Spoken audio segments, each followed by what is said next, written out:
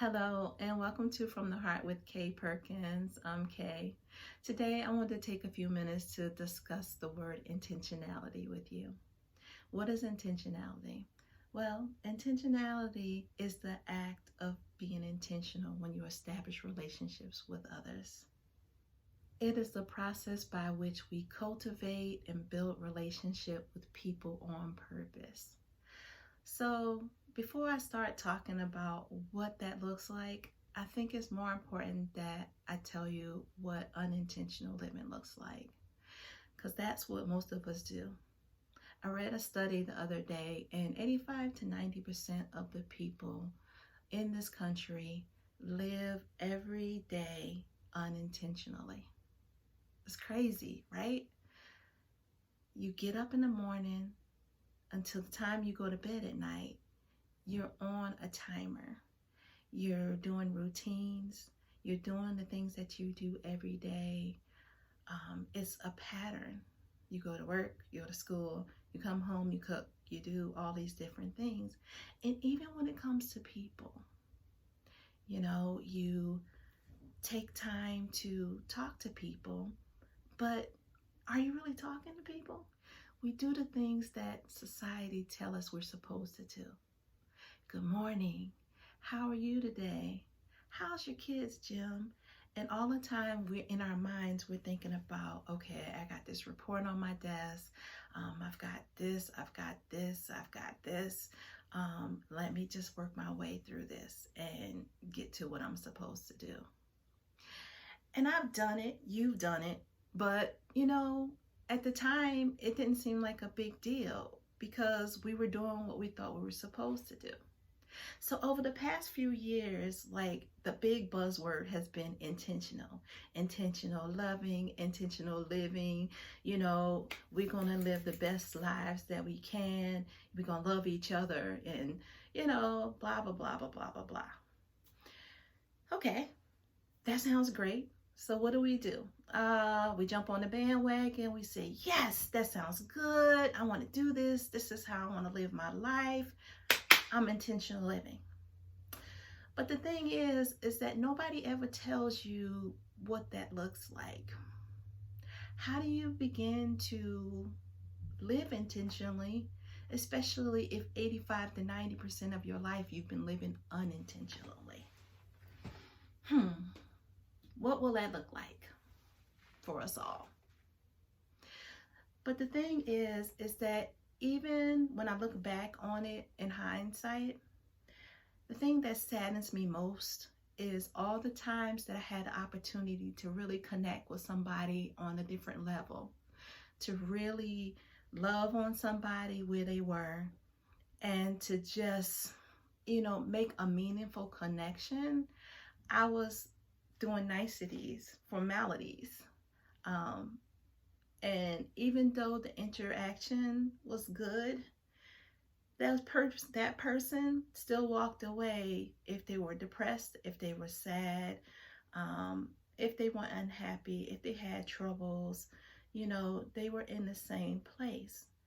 And I could have taken that time to plant seeds of encouragement to help them build up their faith. Just really have made an impression on their lives. And as the future goes, we would have established a deeper connection. So when I began to talk about or think about intentional living, I had to think, okay, so what does this really look like? It's one thing, to bandwagon and to jump on because it sounds cool and everybody else is doing it. But the trick with intentional living, you can't intentionally live somebody else's way. You have to determine what that looks like for you. And to begin that process, you have to go through some self-examination. Why am I doing this? What is the benefit to myself and other people? What does it mean to be intentional to me? All of these things play a key role in what intentional living looks like with you. We can't justify what we do because it makes somebody else feel better. We have to make a relationship with ourselves first and foremost, and then work our way from the outside out, from the inside out, to be intentional with other people. So, self examination is one of the good steps when you start to try to live intentionally, live on purpose. The second thing is realizing that you have a choice. Every day you get up in the morning, you have a new day. You have some decisions that you need to make. Am I going to continue to live the way I'm living, or am I going to plant some seeds for a harvest for tomorrow? Am I going to make a difference? Am I going to be of service? You know, what is it that I want to do today? It's intentional living. And I know somebody might say, well, okay, I do the same thing every day. That's intentional living because I made a plan to get up and go to work and do this, da da da da da da da da.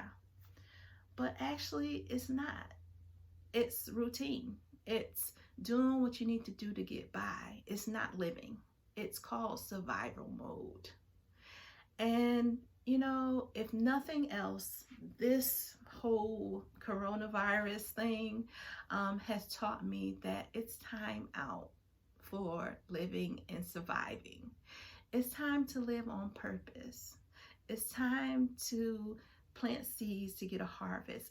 It's time to make fruit, to make disciples, to make friends, to make families, to make your marriage passionate, to be passionate about other people, and to love hard and well. So once you get through the self-examination phase, you have to make a definition. Intentional living, what does that look like to me? How am I going to live on purpose? What does this look like in the big picture of the world? And I think for me, as a part of making that definition, it was important for me to realize that when I'm talking to people and I'm in this routine and of the niceties, like I'm wasting an opportunity to bond with them. And I'm wasting their time, not just my time. Time is so precious.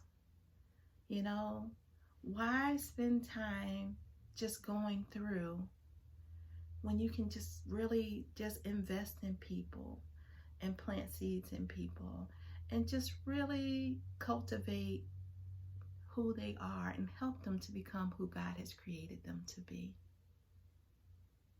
So you define it, you draw a picture of it in your mind. What does this look like for me? You set goals.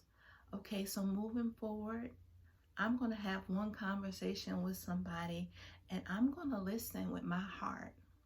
I'm going to talk to them. I'm going to see what they really need. And I'm going to pray about it. I don't know, whatever it looks like for you. But in order to do something, you have to have a strategy to do it. You can't just say, I'm an intentional liver, and it be so. If that was the case, I would wave a magic wand and say, I'm skinny, and not be working out 5 days a week. I'm just trying to be real with y'all. So as I began my journey to implement intentional living as a part of my everyday life, I started by examining myself. What am I doing and what do I want to do? I made a plan and a definition.